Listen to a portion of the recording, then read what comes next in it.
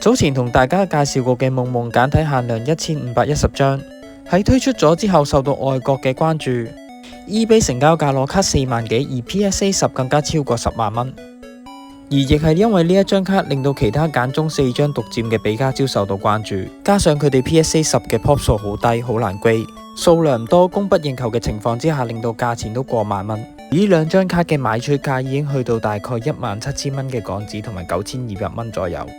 當然仲有5週年繁中獨佔嘅比卡超，同埋台北比卡超，同樣都係因為獨佔嘅關係帶動埋佢哋嘅聲勢。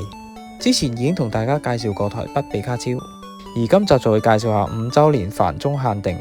為咗紀念繁體中文5週年，喺2024年11月1號發行嘅5週年紀念盒，當時賣嘅價錢大概係2800蚊台幣，700蚊左右嘅港幣，而入邊就包含咗超電突圍卡包1盒、閃卡15張、鎖匙扣、卡套同埋卡盒，同埋最重要嘅5週年特典卡。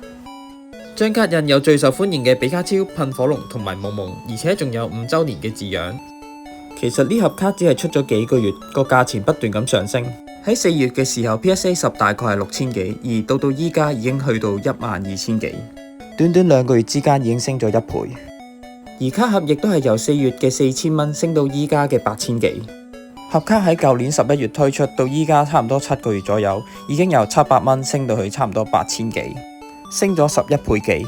再咁搞法真係咩都唔使買，根本就買唔起。搞掂未啊？搞掂啦！我未上車喎，我未上車啊！